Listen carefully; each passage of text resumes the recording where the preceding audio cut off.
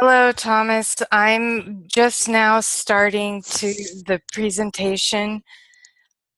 If you guys could just wait a few minutes, I wanted to have an introduction and share with you some things that I've been working on. So we'll start here.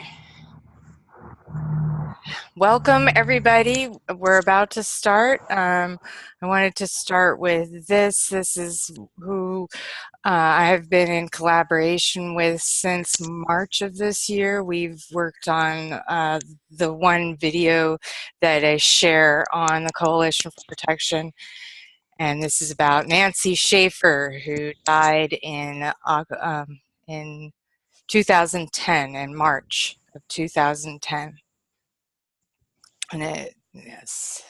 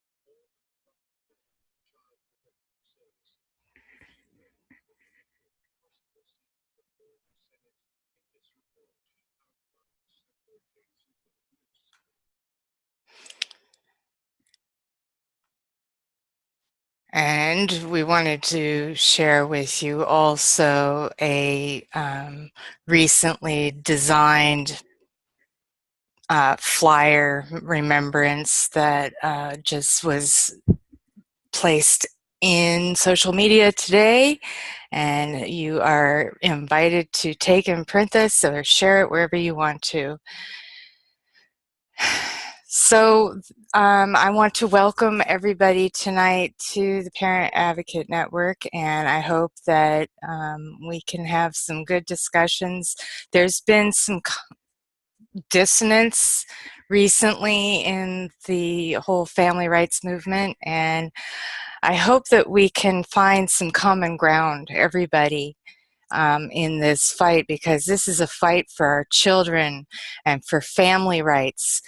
Family rights are fundamental rights. I went down to San Francisco and met with the Family Rights Party, and we were in front of the library in San Francisco with this sign, and we also had a meeting, and we are expanding our reach here in California, and soon we will be expanding nationally with the Family Rights Party.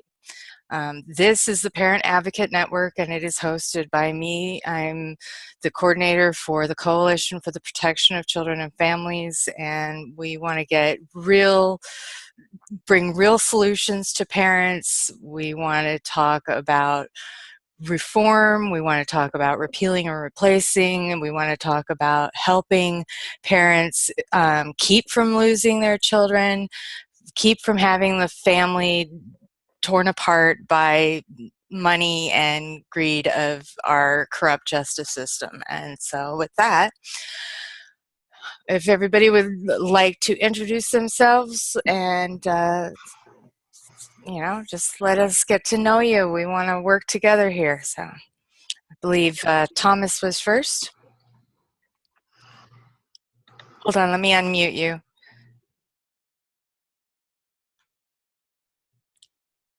Ah. All right. Hi, Thomas. Welcome. Hi, how are you? I'm good. And you? I can't complain. Yeah, I heard. Hold on a minute. I'm trying to get in some light.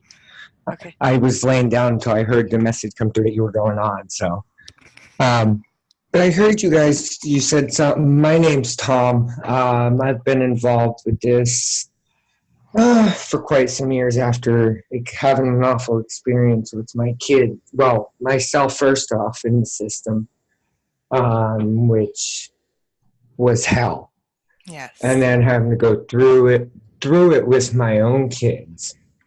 Um, so, I mean, I knew there was reasons behind it, and when it happened to my kids, um, and the government backed them and supported them for what they did with no evidence, nothing against my case, and allow it to proceed to go forward was when I had enough and I wanted to fight the system myself. And once I got looking into it and seeing what all was going on, I knew there was a hell of a lot that needed to be addressed, things that needed changed, and that there was no way in hell that I was going to do it myself. And I got caught up with one person who actually got me introduced to a couple different advocation. Well, I guess you'd say advocates and groups, and to see that they're fighting or fighting for the same thing that I'm fighting for in one way, shape, or another is why I'm here. It's not just for me, it's for our kids and everybody's kids and, our future generation. If we don't put a stop to it now, God only knows what it will be like in 10 years. That's right, Tom. So, Thank you. Thank you. Yes. And we're going to talk a little more, but I would like to be able to give everyone an opportunity to say hello. And so, Maria, hello. Welcome. Is your volume turned down, maybe? That might be why we can't hear you. Check and see if your volume is turned down and try to turn it up. There should be a little bar down at the bottom of your computer. I hope you're on a computer. Otherwise, there should be some kind of an option there in the menu to be able to give you an option to increase your volume. But unfortunately, we still cannot hear you. So I'm going to let Jason to say hello. Jason, hopefully you'll be able to repair the volume. Go for it, Jason. Hey, hello. I'm just, not really ready to talk right now. So I'm just listening. I'll just participate later on, I guess. You know what I mean? So it's the beginning of the group. So Yes, it is. Thank I don't you. know. I don't know where this group's going to go. So where's what's his name? Dale is a little behind, and so I'm just I guess he didn't get the connection that he's supposed to, and so I'm sending that to him right now.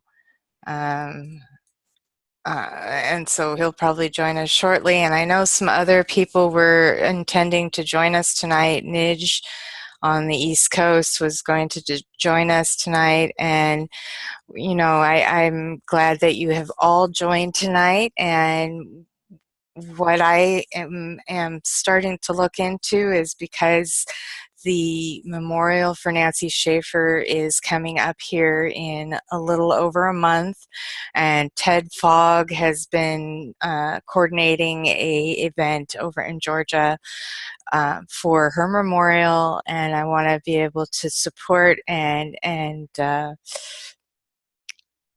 assist in providing information on who Nancy Schaefer is and bring more awareness, because people out there still do not know how important Nancy was to the family rights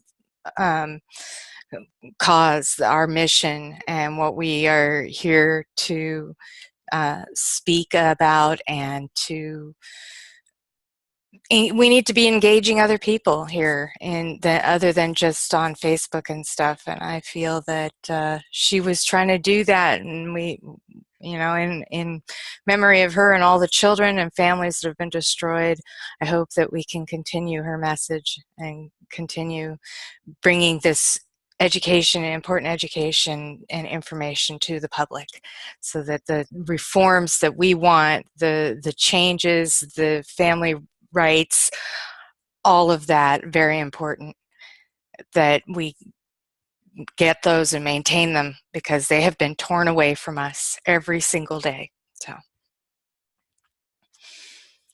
well, Maria, are you able to, I don't know, I'm not sure what happened to your volume.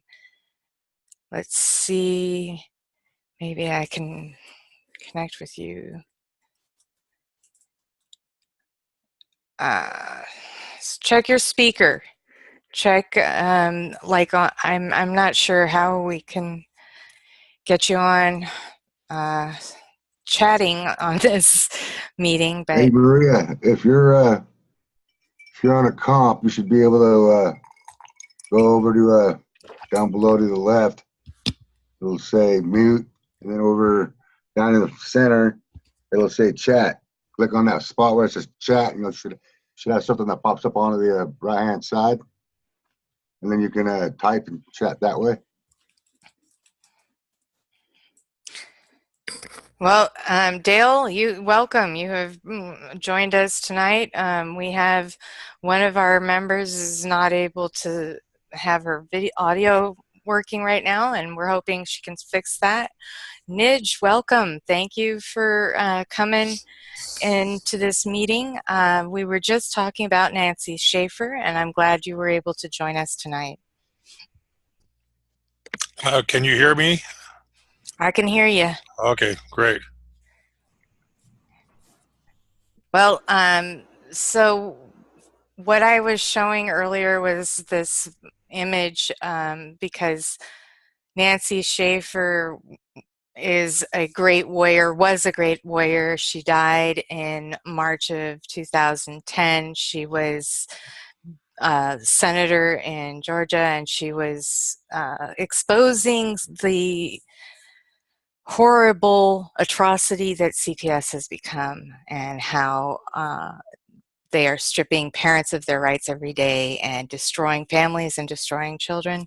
And her memorial is coming up here in March, and we're educating people about what she was talking about and continuing to speak out about this gross violation of parental rights and family rights around the country.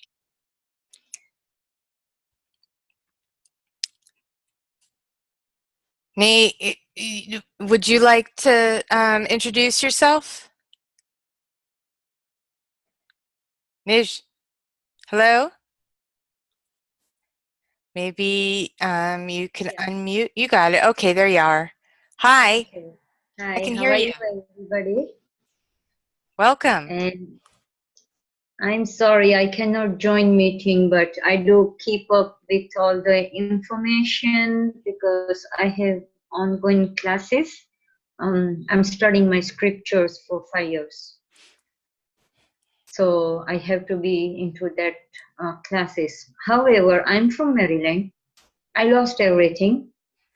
I started reconnecting with my 2 adult boys after 13 years of alienation, and we were doing fine, and now we are ending the lease here because my ex said something, and my son wants to move out from Maryland to move with my ex to Michigan, and it's all a mess. Whatever I say, I'm still the bad person because I'm not getting through to understand them. And I will be to the homeless shelter in next 2 weeks. This is the 4th time I'm moving in 3 years. moving my boxes to storage just because of all this corruption. And I lost everything, no drugs, no alcohol. I had no problems, no criminal records. I was just the best mom and best wife, and I became homeless. And I didn't get anything, but I'm still here. First, I was very selfish, but then as I started knowing so many people, and with Brian, I did Nancy's march, we did with the APA march and all those local DC, I will be there. I like to be voicing out. And then I found out so many stories from New Jersey, New York, about the kids. That was very shocking to me because I had adult children in case, but minor kids was very painful. So I went to UN when they had a human rights movement or a conference, I think in April or March 2016. And I did present there, and Madam Chair, same age from San Francisco, she could not believe what I gave her the presentation, because there were 9 other kids who were presenting from different religion about their importance.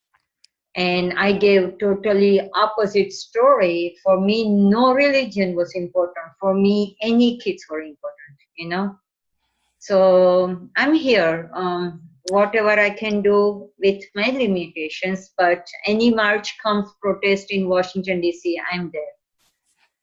And that's great. I'm glad to hear that you're able to do that, and we're doing that here on the West Coast as well. We've been having marches in front of the Judicial Council Review for in San Francisco, which is Supreme Court District 1, I think, in California.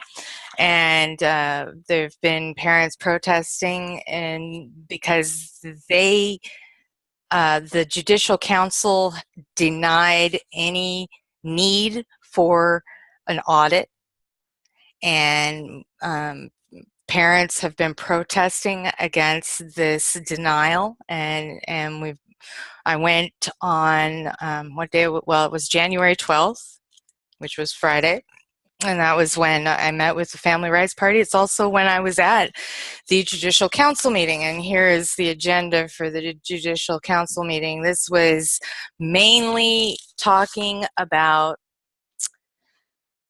review of statewide uniform child support guidelines and other there were other issues, but that was the main issue. And there were parents who came and spoke.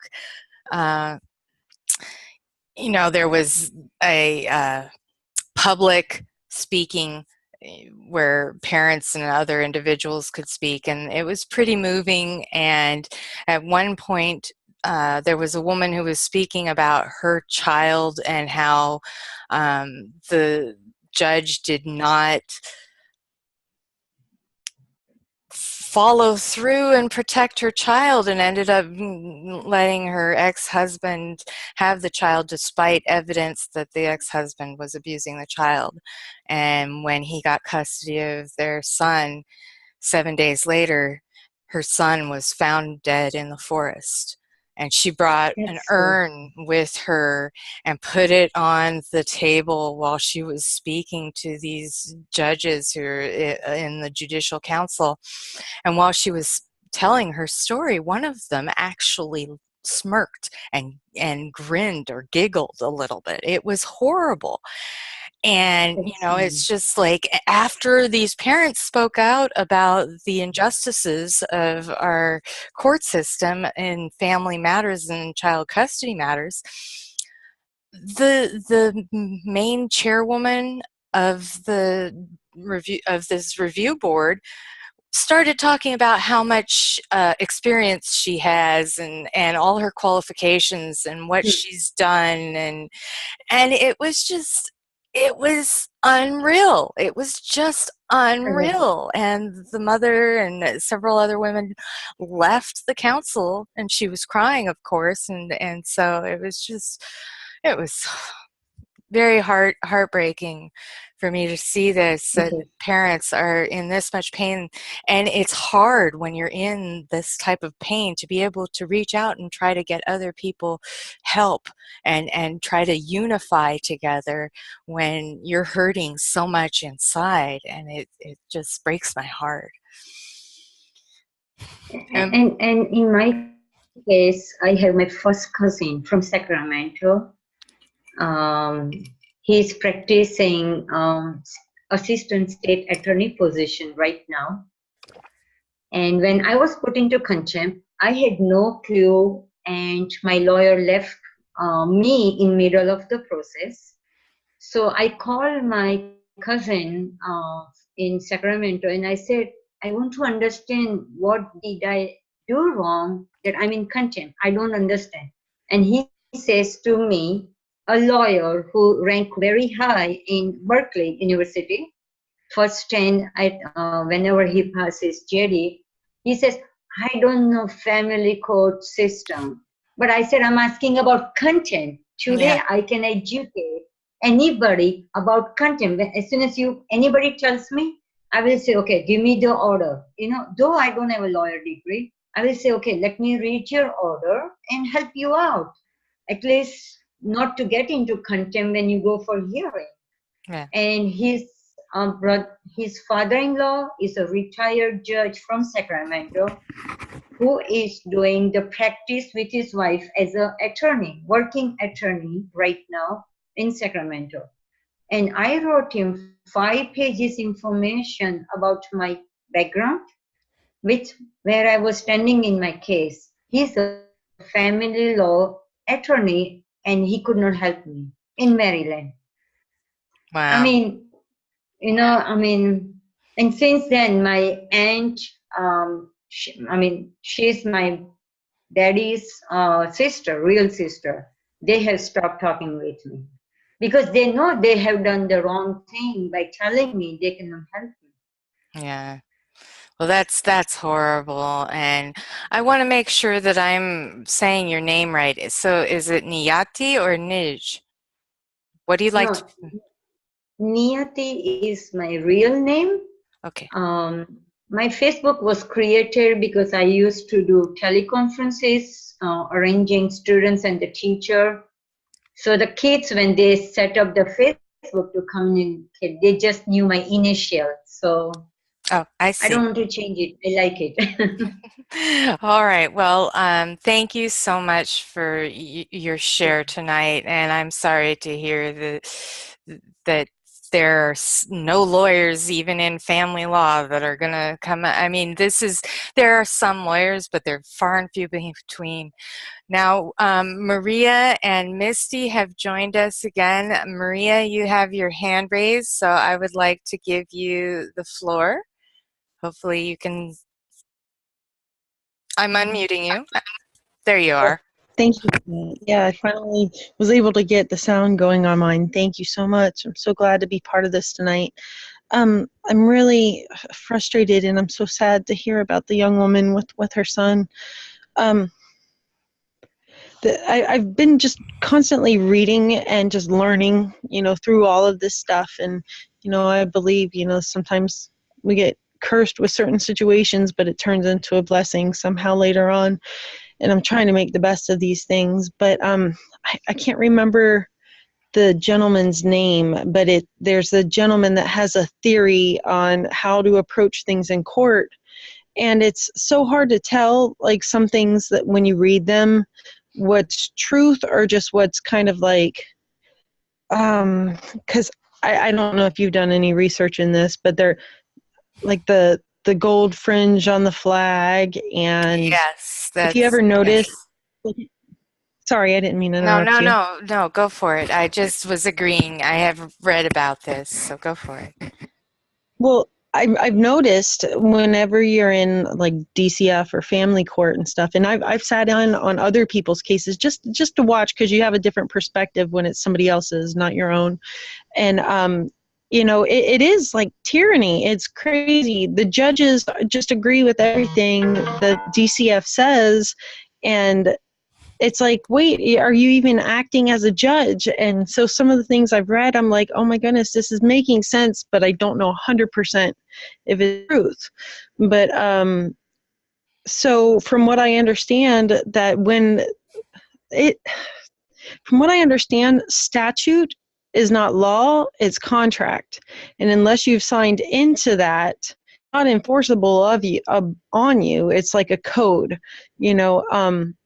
And if, like, when you're going to DCF court or family court, whatever, that the judge that's standing up there, he's not acting as a judge. He's actually acting as more of an executive position. He's more like executing the code against you, and the laws are totally changed. And so it's things that make sense in like a common knowledge speak. The language that they use means something totally different from what, like, you know, a common word would be. And so from what I've been reading, they're saying challenge their authority. When you go in there, ask them, because they're not acting as judges, they're acting as hearing officers. And if they're in the capacity of a hearing officer and they're executing this code, enforcing it against you, and you haven't contracted or consented into this code that they're enforcing to you, then if you challenge their jurisdiction and say, Your Honor, respectfully, are you acting as a judge or are you acting as a hearing officer? And if they're acting as a hearing officer, then they don't have jurisdiction over you, and you ask them to step down. And then you ask them, do they have the oath of office? And if they say yes, then you ask them to present that to you, and then you accept the oath to uphold the Constitution, because your rights are protected under the Constitution, and the Constitution trumps any state law that's been created. And so if they admit that they have the oath of office, they have to protect your rights held under the Constitution. But if they say that they don't hold the oath of office, again, you ask them respectfully to step down, that they don't have jurisdiction over you. And like, so all these things, I'm like, man, why didn't I learn this before? I've already been through this. But now I'm excited to use it. Like, I can't wait for the next opportunity I have to go to court, even if it's for somebody else, you know. And I'm like, but I don't know 100%, and I don't want to get myself in more trouble. So I'm asking you, I guess, do you have any knowledge of these things? I am not an expert either. This is why we have the Parent Advocate Network, is because we want to know the truth of the matter. I do, however, believe that there are some things that hold true to what the entire family court racket is, which is that it is, for the most part, not a real court. Whether or not it's the right thing to challenge a judge on that, I would not be able to confirm or deny. I would suggest that any parent who is in a CPS case where their children have been removed from their custody, they should be looking at writing a letter saying that they revoke any contract that they signed. It's a statement of revocation, and that they invoke their rights as a parent and as a citizen of the United States. And then the other thing that I've learned from a very wonderful parent advocate who goes out and helps parents get their children back is that when you show with a letter that you send out to the judge, to everybody involved, that you do this revoke, invoke clause, and then you go and also state as a parent, there is no imminent danger at this time, and my children are safe to come home, and they belong with me. Who do you send that to, though? The revoke, invoke? Everybody that's involved in your case.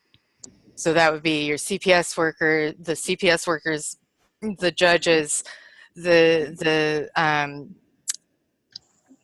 like if you're in a where there are several different attorneys involved, for the different parents involved and for the child or children involved, you send this to every single person, and you can go to coalitionforprotection.com, and we have a video that is very helpful in this, and was what Pamela Olson spoke of.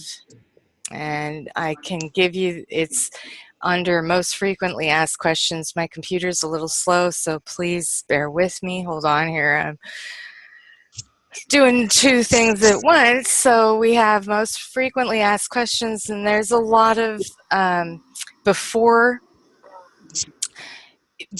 your children are taken away, if CPS comes in, then you want to tell them that they can't enter your residence without a warrant. And you can even post this sign, which I click on here. We provide you with this sign. I'm sorry, my internet connection is not the best, but this is a sign that you have a right to post in and around your house. Make sure that everybody sees that. That's a CPS person, or I don't even want to call them officials anymore because they're not officials. Right. And Yeah, exactly. And there's also, ways that we can protect ourselves and others in litigation. We can sue a judge, and I wanted to show that as well, because we actually have a right to sue anybody for violation of our civil rights. And so let me get that one up as well. This is, I provide a link on the, what happened? Sorry. Okay, let's try this again. So,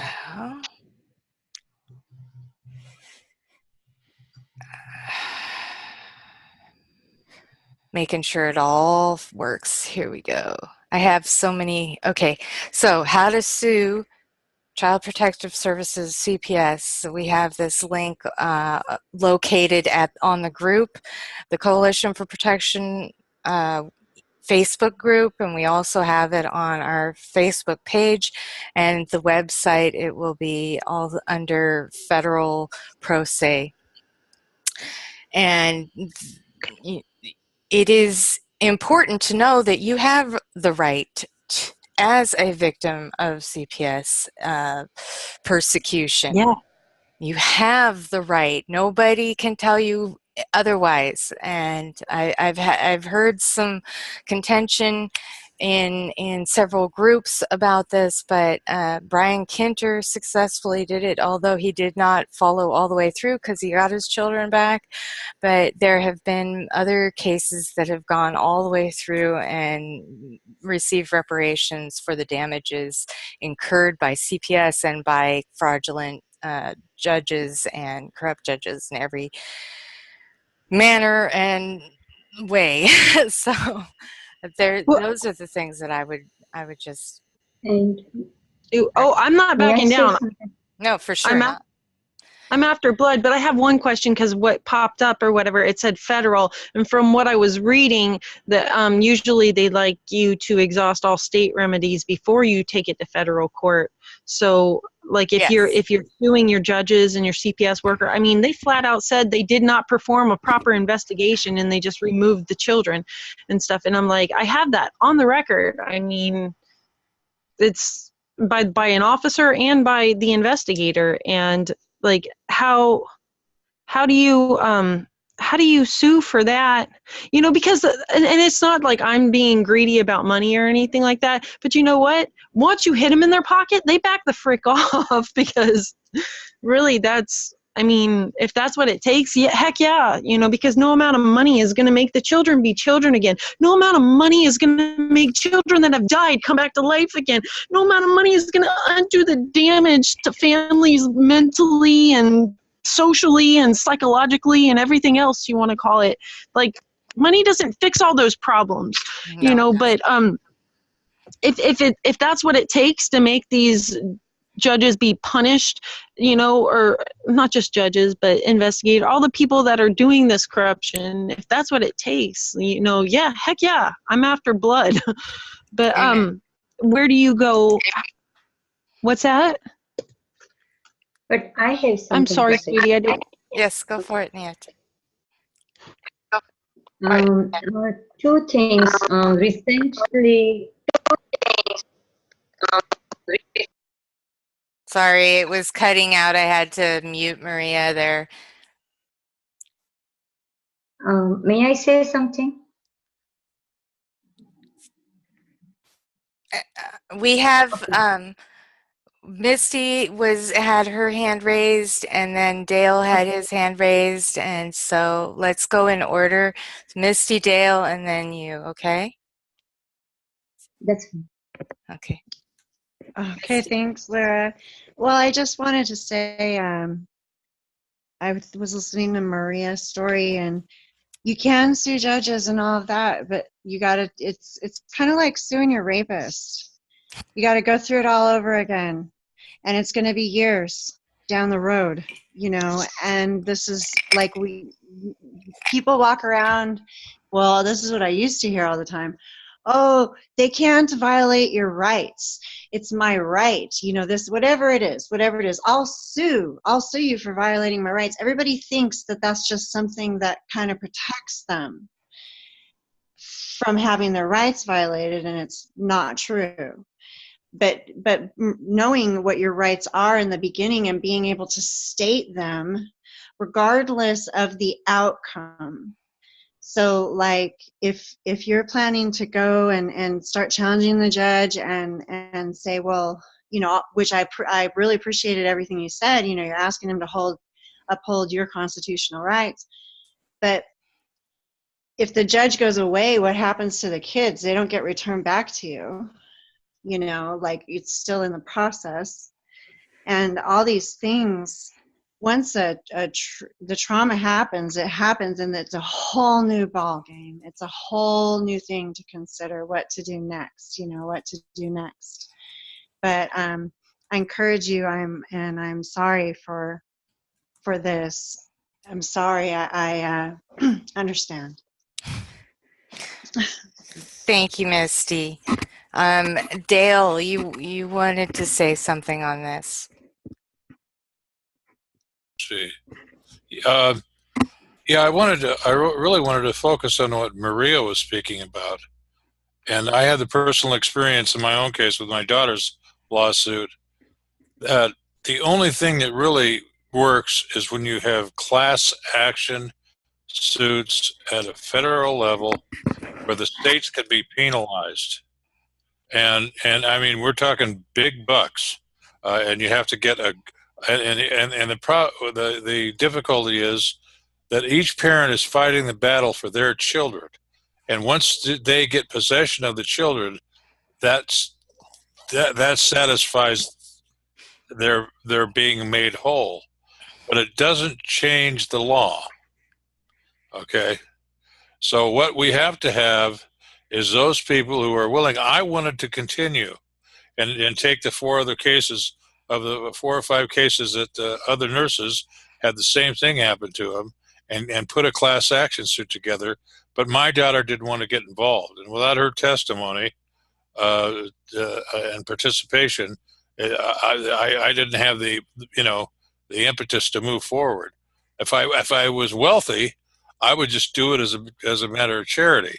But I wasn't equipped to hire a phalanx of attorneys to go on the attack of 50 states operating under administrative law and push this all the way to the Supreme Court and the federal appellate court and so on, and get before, so we can get a ruling that everyone's constitutional rights are being violated. and they're doing it under the auspices of administrative law.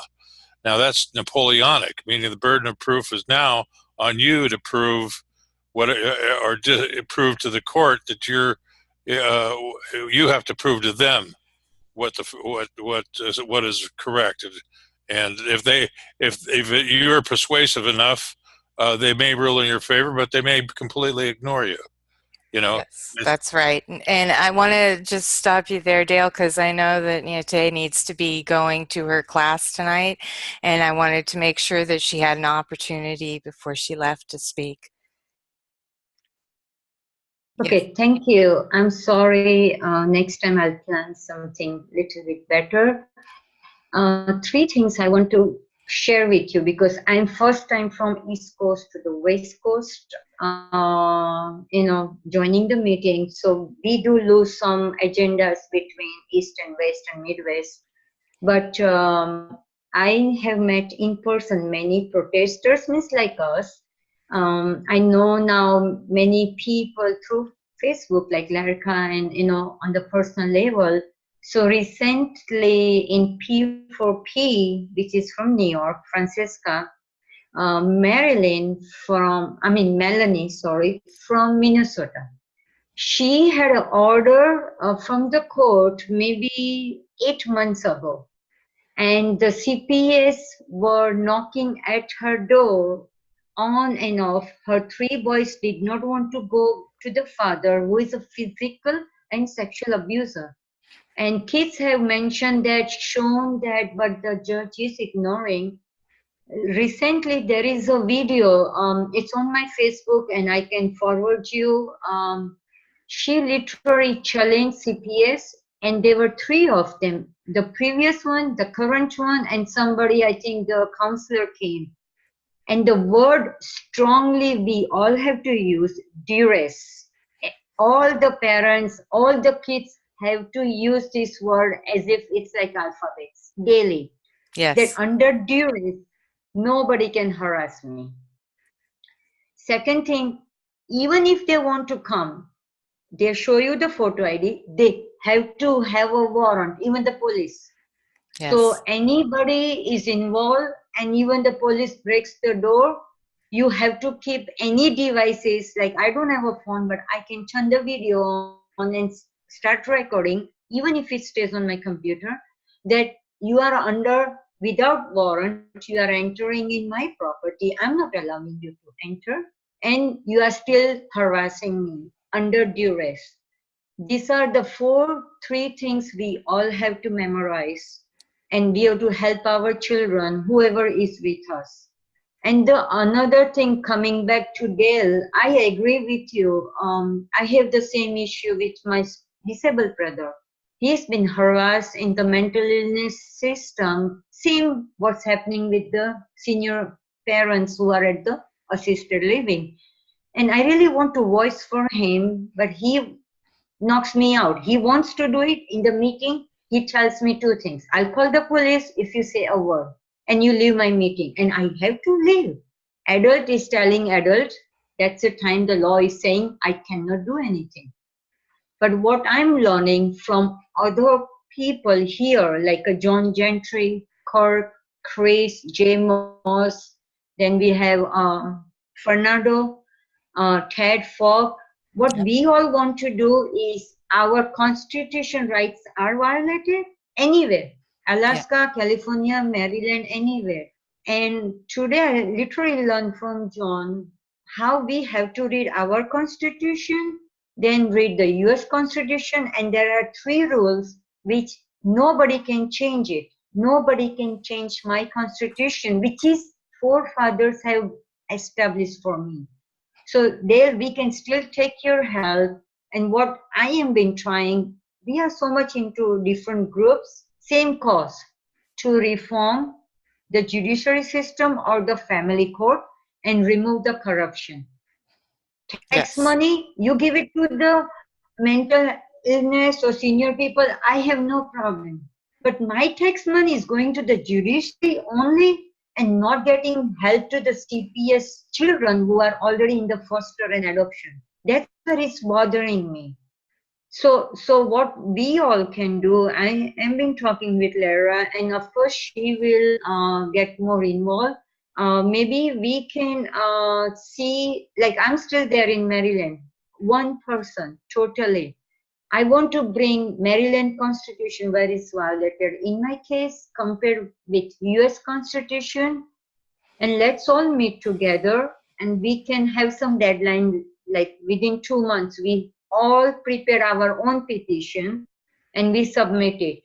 You can bring your daughter information. We don't need your daughter permission, but you know the situation where her rights are violated as a California resident. So you can also import it, because we really need to, even if 50 states we get one application like this, now we are talking 50 compared to only my petition. The volume will speak. Yes. Amen. And so, I mean, I'm really into it. I mean, worst come worst, I'll be arrested. That's the worst thing they can do. And we cannot say anything, you know. I mean, they can find excuse. I'm not walking the right way on the payment, and they will arrest me for that reason. But hey, that's the weakness. I have to be prepared myself.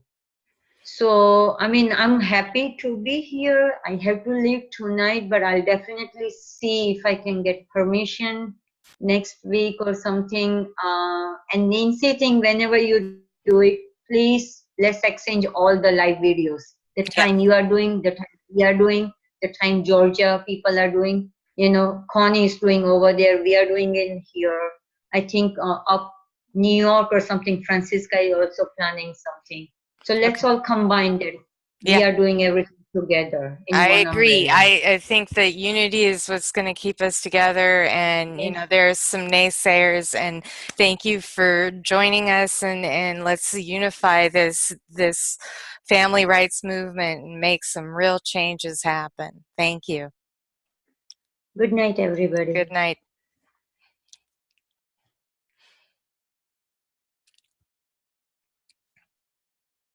Well, I agree and think that this is a great great discussion we're having here. I mean, there's a lot of information that we need to cover, and putting these complaints together. So I will be getting those forms. It's a form complaint, I believe, is what she was talking about. And as soon as we get those form complaints, we'll publish them on the coalition website and let everybody start filling them out and sending them to their state capitals. Let's get this working. Maria, you have raised your hand. I'm going to unmute you and let you have the floor.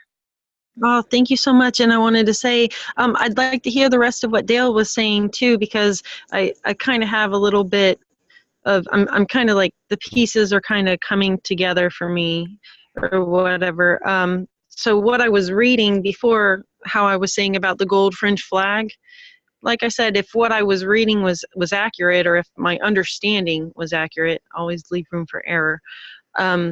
So that gold fringe flag is like you're being put on notice that you're in foreign territory and the rules are changed. So the whole innocent until proven guilty goes out of the water, and it is Napoleonic. It's you're guilty until proven innocent. And that gold fringe on the flag is that's like the sticker on your door that says, hey, you're being recorded if you're on my property thing. That's the disclaimer, so to speak, being up there. And the rules aren't, you know, how we think they're supposed to be, because now you're in foreign territory. And it goes back to like the ships or whatever, you know, when you sailed into a port and you raised a different flag, that meant any contract you entered was under that contract of that territory, whether it's, you know, another country, another state, whatever, and stuff. And I was reading more into like martial law and stuff, and it's just mind-blowing some of the crap that, because excuse me, but it's crap that they get away with. And it's like, and like you were saying, and if you know your rights and you assert your rights, and I don't mean to sound so rebellious, but it's more stand your ground than rebellion. It, you know, challenging their authority, because when it comes down to it, all they care about, because we're in a world of bureaucrats, is technicalities. It's not about what's right. We're not ethical people. We're technical people when we're in their courts and stuff. And you challenge their jurisdiction, because in the end, if they have no jurisdiction over you, they have to toss your case and stuff. So like you were saying, though, that doesn't make the kids come home right away. But I mean, at least the case ends and you can proceed from there and hopefully get them back. But I would like to hear more of what Dale was talking about. Well, the key, you have to go back a little bit in history and understand how this thing was manipulated and what the real meaning of executive privilege is. What it means is that all the governors and the president can bypass the whole legislative process and institute administrative law by appointees that he chooses. And when you get into that, when they declare that that is you're no longer operating under civil law, in an administrative law, they can pull anything out of their rear end they want to, okay, and they do. Well, hang on 1 second. Can I ask something? And I'm sorry to interrupt, but because my mind, I have to comprehend this. You used the keyword administrative law. Now, if I didn't sign and contract into that, can they enforce that above me? Well, here's the little caveat. They know what they're doing is illegal, okay, and then the answer to that is, well, sue me. Yeah. Okay. Now, yeah. I actually had one judge in the court because the one attorney that I finally got an attorney, an Italian fella by the name of Bill Troiani, and later he made so many enemies that they just disbarred him. And now he's in the same boat. Okay, they can trump up any charge and create any violation, and all of a sudden you don't have the right to practice law. No, I learned about that too. It's the Bar Association. They work for the courts. Well, that's what I'm saying. They operate under administrative law. They work for the British. I mean, aren't they registered with the British Attorneys Registry, which means that they're no longer even registered in this country to practice law? They're actually registered in a whole other country. Isn't that what the bar says? Yes. Well, I read each that state too. has their own state bar association, and the political persuasion is that the Republicans, unlike the Democrats, are a highly organized military machine that concurrently operate several strategies concurrently to accomplish the same thing, which is to maintain control and not have to be liable for anything. The legislative branch and the use of force in the state, in the case of the president, it started with the Congress abdicating their responsibility. If they had kept the law in place that it took a two-third majority before anybody could before the United States could get engaged militarily anywhere, there wouldn't have been a Korea, there wouldn't have been a Vietnam, there wouldn't have been a Iraq. All this was done under executive privilege and administrative law, with the acquiescence of Congress. Okay, which made so now the Congress sits and says, well, you can go ahead and do that, and if it really turns out badly, you get the blame, not me. And if it turns out good, we'll take the credit for it. And so it's a do nothing policy. So they don't have any blood on their hands. Okay, it's like a sin of omission. And in the other case where states are proactive, and the rationale is if there's no solution, the problem doesn't exist. And so because it's a matter of funding. Do they have investigators to go out and investigate over every case and adjudicate your rights? No. There's no evidence collected to the contrary. all they have is the officers on the scene making a judgment. This situation appears to be unsafe for children, and bam, they take the kids, and then you have the eyes have it, and you're stuck with that whatever is left. And so right now, for all intents and purposes, and particularly in family law, you don't have any rights. So that's and I see these kids. Well, I've got rights, and I tell them, I said, listen, forget about your rights. Try to keep from getting shot, and because when you're out on the street and you're arguing with deadly force, you're going to lose, okay? Because that's all they've got, and they're one man against the world, and all that guy or that woman wants to do is get home to their family and kids every night, and that they're trained, and if there's any problem, shoot them, okay? Because if they call for backup prior to the apprehension, probably in all probability it'll never arrive, because they're executing another felony arrest. So they're short of manpower, and with all the stuff that's happening and all these policemen getting they're arrested and everything, there's less and less people that want to get into the field of law enforcement. So it's a toxic place, and the police go out with their gun on the trigger finger, and they make snap decisions, because if a policeman arrives at the house at a domestic disturbance or a complaint because children are being neglected, they don't have time to sit down and question everybody and get to the facts. They just look at the situation and say, okay, get these kids to child services, because I've got a officer in trouble call I got to go to. And so it's a constant fire drill. We live in a hysterical, irrational situation right now, because we're bankrupt. Right. Yep. Okay.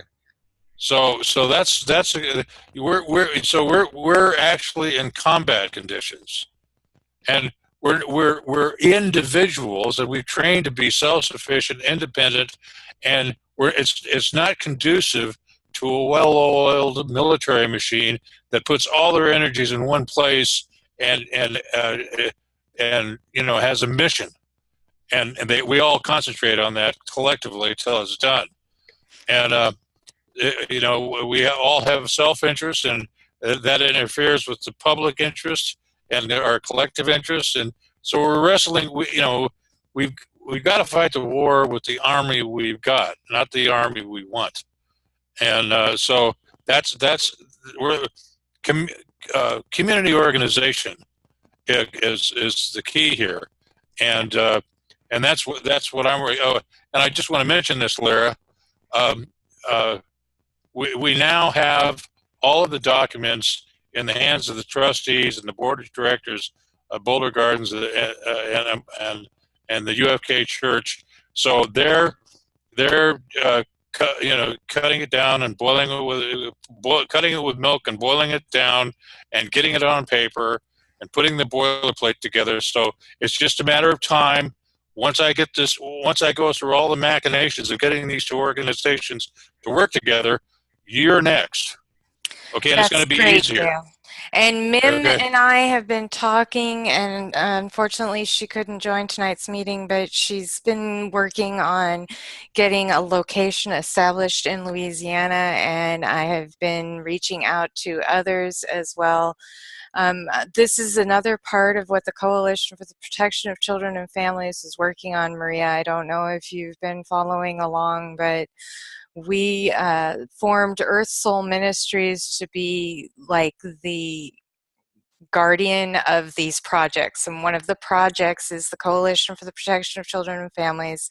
Another project is a Veterans of Abuse Recovery Squad, and that portion is to assist families who are in distress, who have a potential of their children being removed, who have lost their homes, and who have certain qualifications that we're working on putting together to be able to have this assistance, and it's a sanctuary.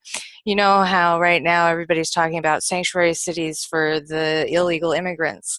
We want to talk about creating sanctuary homes and communities for the citizens of this country to keep them from being divided and destroyed by our own political public system.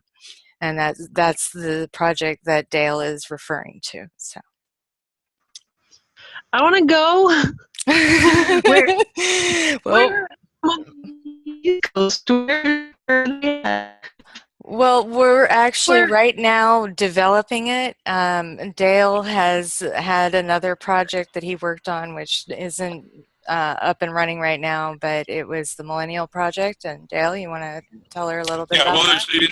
There's three components for the outreach of the church that I'm a member of, and it's the Universal Faiths of Cosman, and there's three fundamental missions.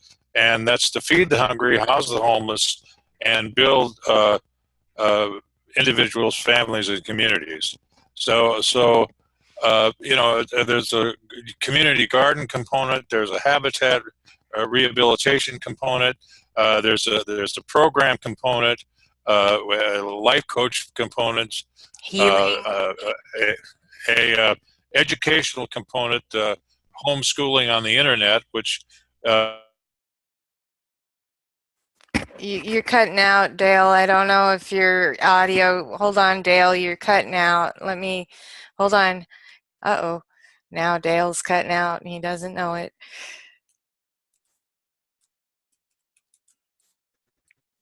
Is there a way to message him?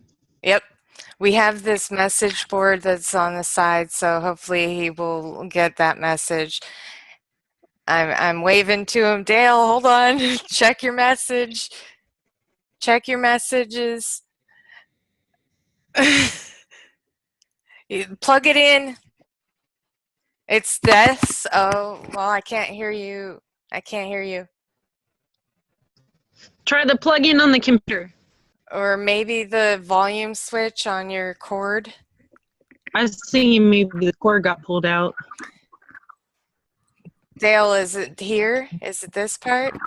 Maybe?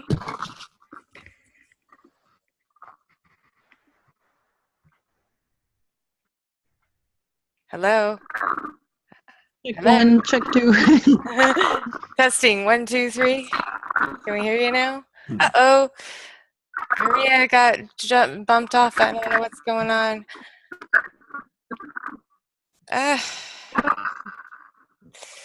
Dale, are you still there? Can you hear me? Yes, a little bit. You're cutting out, though. I don't know. Maybe your cord is a little Okay, can you hear me now? I can hear you now. There you go. Okay. It was a connection on the cord. Well, okay. I'm texting Maria because I want to let her know that we're still here.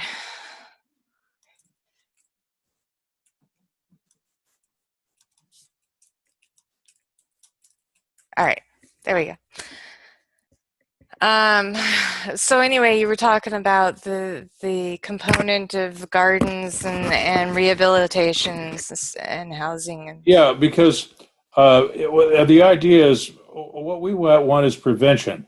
Yes. If we can get the families in distress before it gets to the point where police are knocking on the door, and get a support system in place where they don't have to worry about getting a job and paying light bills, and in the midst of everything, maybe the button was a loss of a job, economic distress, coupled with some substance abuse and a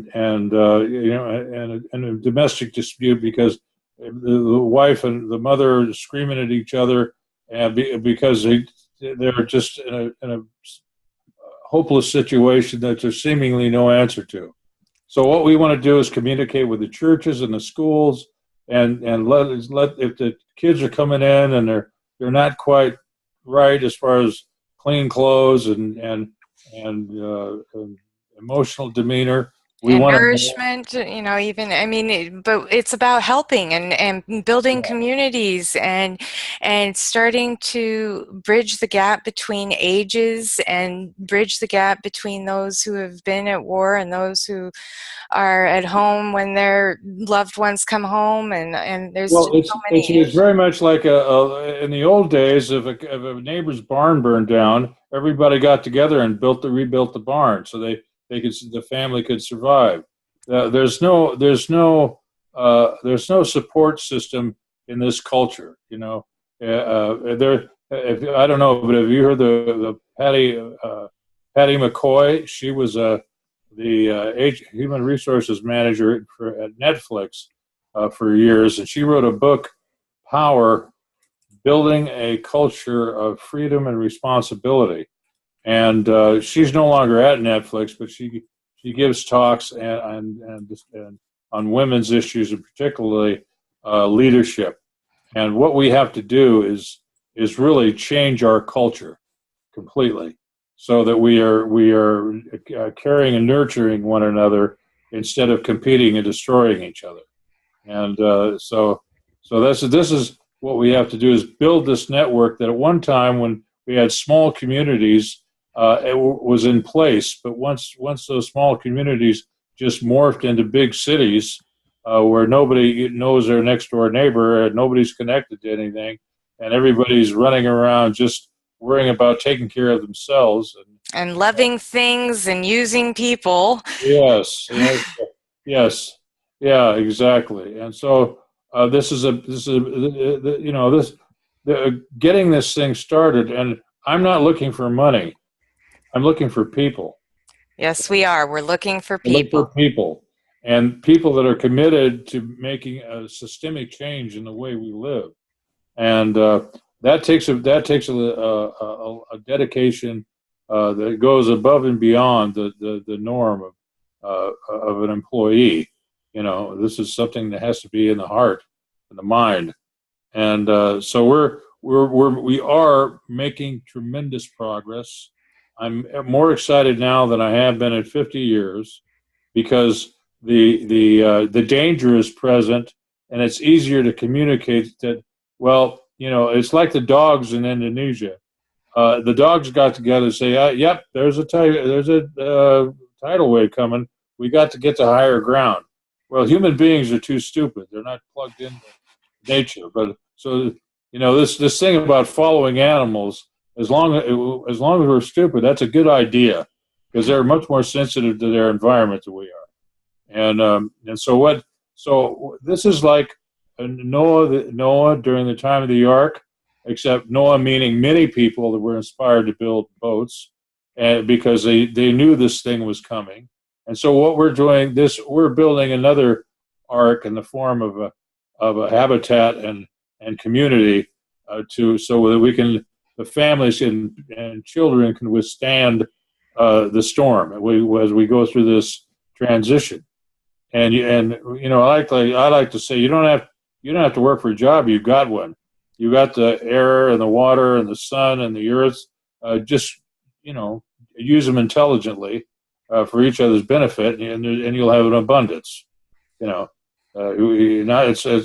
It's turning, unselfish, selfish. Those are just words, but it's just turning our way of thinking and our way of behaving into a different form, based on a newly discovered truth. Yes, and we believe in the law of one, and that is what I'm going to share with you here momentarily. The law of one.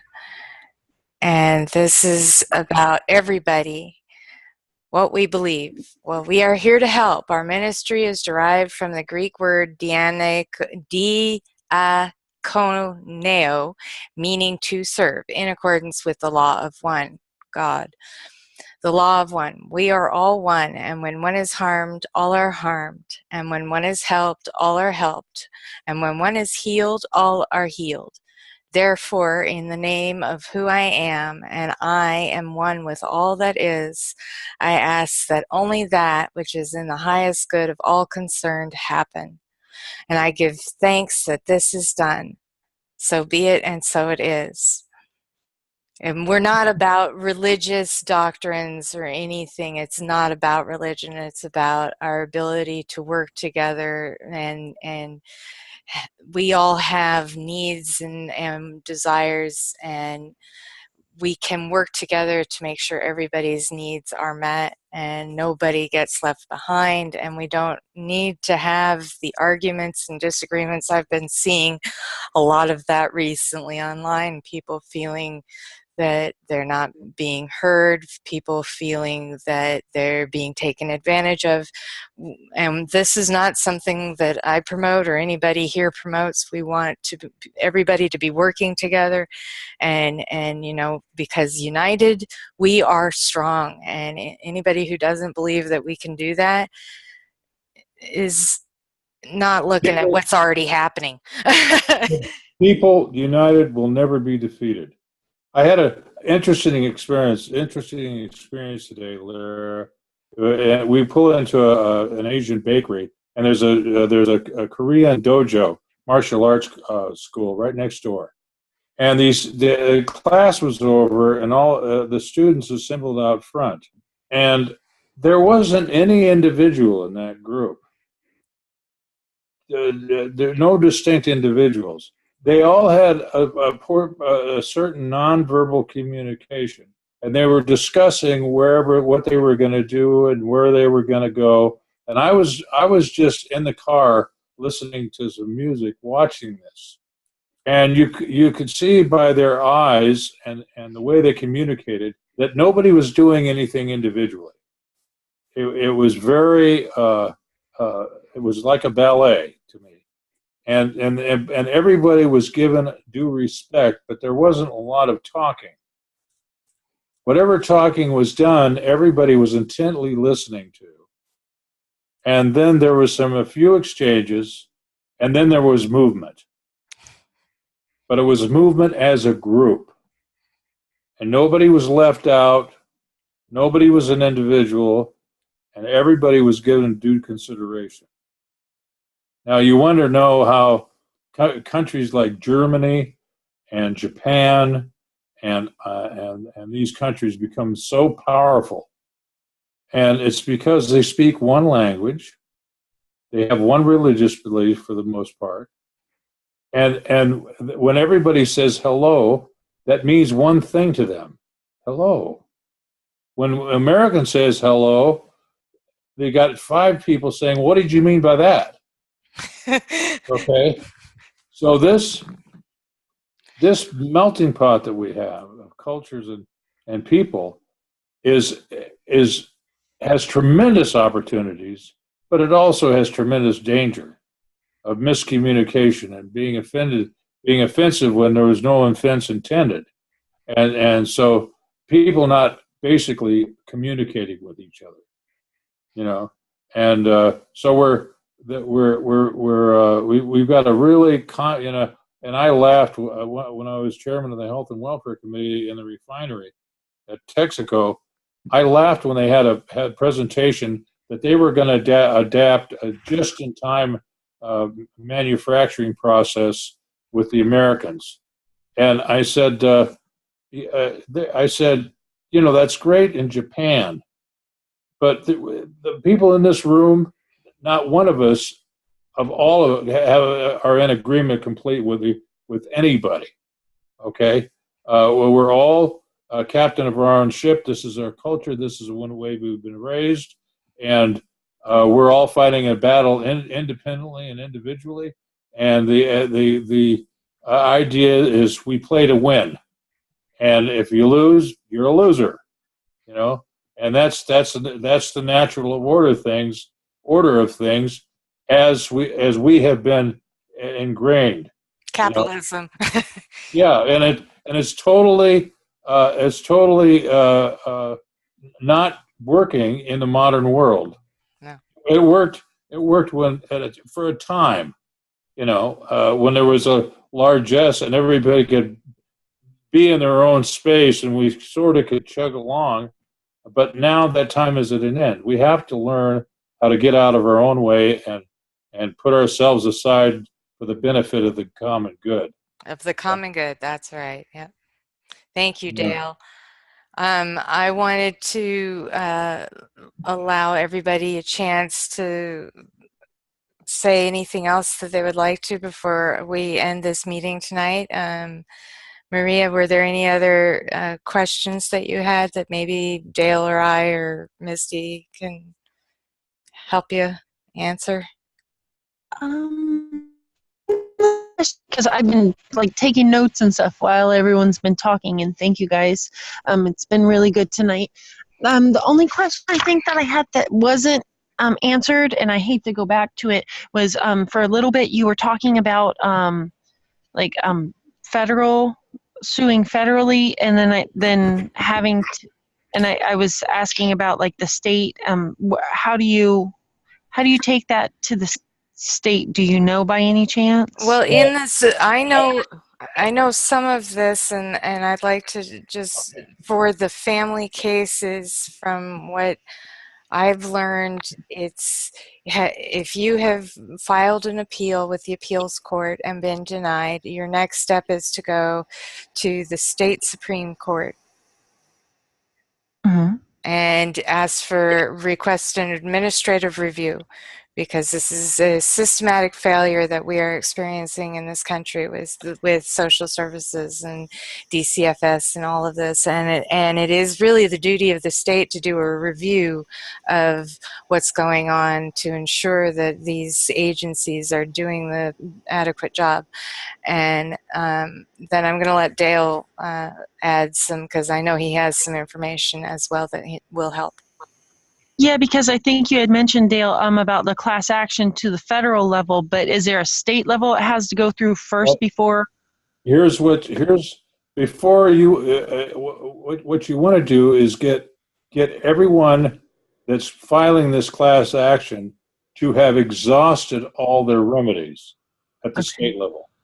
See, because what's going to happen is if you haven't followed procedure and done everything you can on the state level and then been rejected, then there's a way for the federal judge to say, well, look at this. She hasn't done this, and she hasn't done that, and she hasn't done this. Before we rule on anything, it's got to rise to the level where there's been proof that your constitutional rights have been violated, and then we could start adjudicating. Take exception and intervene against the state on with your rights. Okay, and so the only thing I would say, Maria, is you have to have a degree of due diligence and demonstrate that you've exhausted all your remedy, and still to no avail. So you get a group of people like this together, and then you take it to the federal level, and then the appellate level.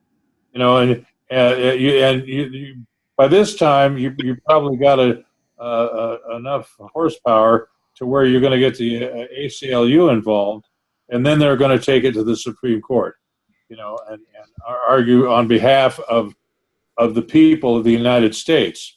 We need to get enough claims into the ACLU, because at this point we have parents across the country writing complaints to the ACLU, and their complaints are being rejected or just flat out ignored. And so it's a really, really hard battle we're in and fighting here. And honestly, Lyra, once the parent exhaust themselves and they finally have their kids, the desire to get back in that swamp and fight protracted litigation and having to appear in court and testify and take depositions and all of this is they're just glad to be able to hug their kids, and so I was ready. I was so PO'd about what happened to my daughter in a first offense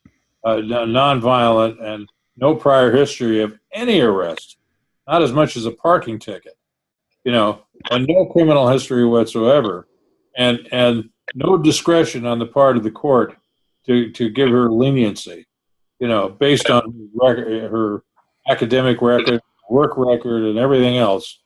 That I said, and I realized that this wasn't the only person that this was happening to, and it has to do all of the all administrative law in all these states are just a vehicle to be able to bypass constitutional rights, and make a decision on a piece of paper without spending a boatload of money that they don't have. And so it's just a matter of expediency and a way to adjudicate law when they're broke. Yep. So, yeah, it's a long road, and we're working to get, like Nieta was saying, there's some of us advocates putting together some form. Not me. I'm working on some other forms. We got to be looking into and doing audits of these judges and these organizations that call themselves civil servants of our society. But no, I looked up that, Lyra. I don't mean to cut you off, but civil servant doesn't mean what we think. No, it doesn't.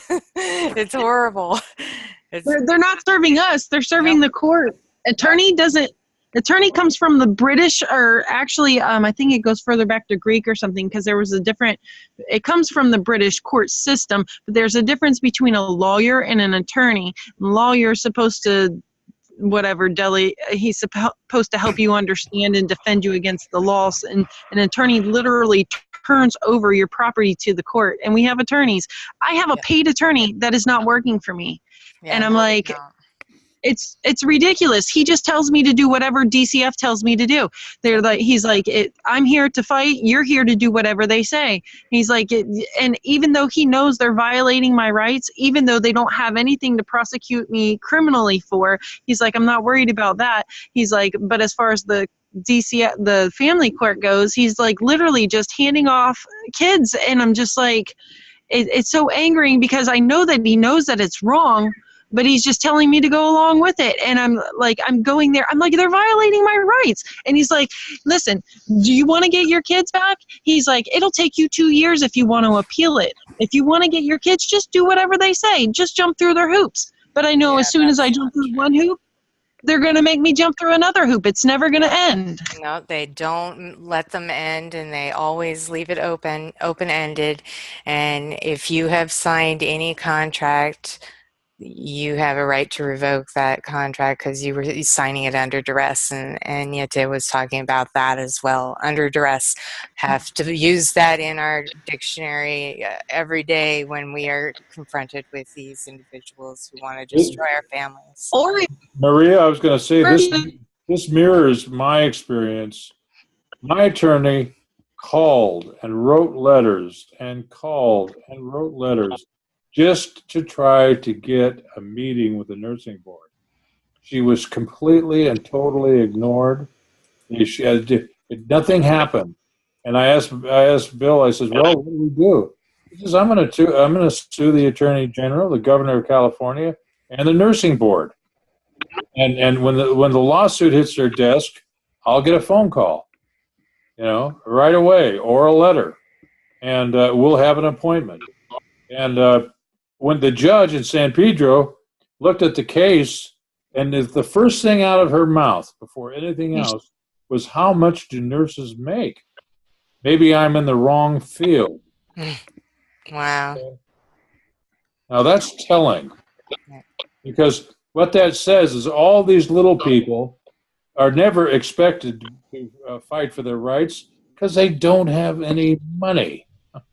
Yeah. And that's the reason why they get away with it. Yeah. That's true. That's so true. Well, Misty, was there anything you wanted to add to this conversation? Nope, she's blocked. No, not really. I mean, it's I want to just see what I want to do is see help for the people who lose their children, because that is a separate thing. After it's happened, there's like nothing. They just do this to you. It's one of the worst pains and horrific things you can go through, and then there's no help, you know, like to help you, because again, you know, it is, I want to see, what I want to see is more people acknowledging the mental, psychological damage as an injury. It is an injury. It is just as real as a physical injury, and it can manifest into that as well. Physical pains and illnesses and so on that happen from, you know, the worst trauma you could think of, just about. So what I want to see is help, and you know, for people, and you know, maybe we can help put something like that together. I know Dale once, you know, mentions going out and trying to reach the families before CPS ever gets involved. You know what? You cannot guess who CPS is gonna target, because they take the wrong kids and, you know, leave the ones that are being abused. And so, but I say that there's a whole heck of a lot of people who need help after the fact. Just some kind of assistance, you know. Well, Missy, Thank you, Misty. if we have a home and there's a life coach in the home that has the name on the rental agreement or the deed, and that belongs to him, and the family is a guest, okay, then there is no pressure on the family. All those anxiety and psychological pressures of where am I going to get money to take care of my kids? How am I going to get them to school? All these really, really stressful things that really tear somebody down. If you could take that pressure, the pressure of a place to sleep, a clean, warm place to sleep, the pressure of where am I going to get some food, the pressure of how am I going to educate my kids, and then you start the process of, you know, restoration and well, the way things are going, Dale, we're going to need a whole lot of houses, because Yes, we are. and believe me, when this tidal wave comes, 2008 will look like a cakewalk, because what's happened, these people have no idea of the economic earthquake that's going to shake this thing as a result of finance, technology, and electronics. Misty, 10,000 people a day right now are retiring. That means they're retiring. They're not getting a paycheck. They're not paying taxes, and they're going to take money from the general fund. That's 300,000 every month. They're only creating 150,000 jobs a month. So all those people that are coming out of school and expecting to have a place to go to work, the jobs don't exist. Okay, so it's just a matter. It's sooner rather than later, it's going to occur to them that they've got a real shitstorm and a real nasty soup. And yeah, and I want to also touch on what Misty's saying too, as well, you know, because she is talking about those who have been damaged by CPS and they have nothing left. So, yeah. You know, and they're part of this community building project we're talking about it too, and there's so much room for this to grow into something that can replace that which is broken. Our system is broken. We are talking in this kind of environment about making a model that works. Yes. We can replace it. We have to get the idea that the government doesn't exist. All we have is us. Okay? That's all we've got. We've got our two hands and we've got each other. And we've got our brains. And we've got our creative. and we got the world that was given to us that is still here.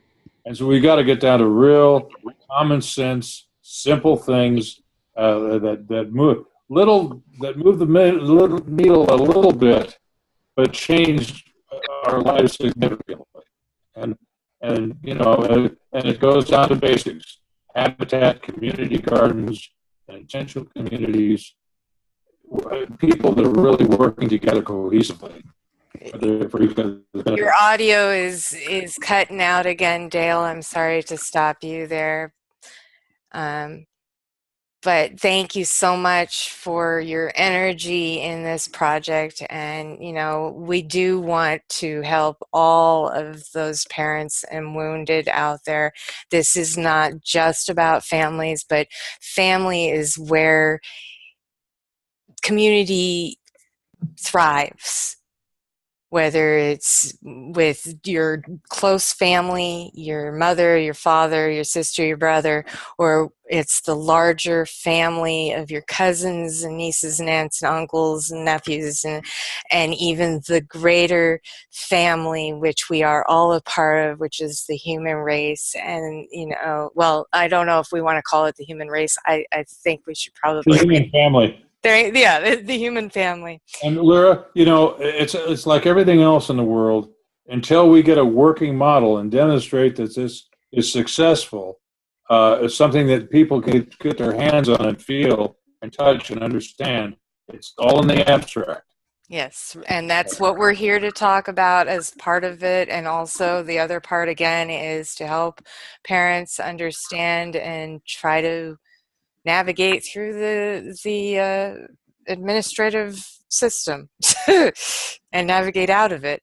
So, thank you for prevention. Yes. Get to rescue the families before they even reach the level of somebody saying, "You got to, hey, get a cop over here. We got kids, little babies running naked in the street. They're going to get killed." That kind of stuff. Whatever the alarm is that causes them to intervene. Their investigation begins, all these things, no, we're not going to be able to predict what families are being targeted, but there are families out there who still have their children and are being harassed by the Department of Children and Family Services, and we want to help those families be able to feel safe in their family and have that safety net. So that's what we're doing here. Well, thank you for sticking with us tonight with the Parent Advocate Network. We keep on keeping on. Not a lot of people joining us tonight, but those that came have all been wonderful, have had great information and strength and energy in the Family Rights Party, and we just want to keep working together, keeping the faith. Persevere. Persevere. You just keep struggling and working together, and we'll be fine.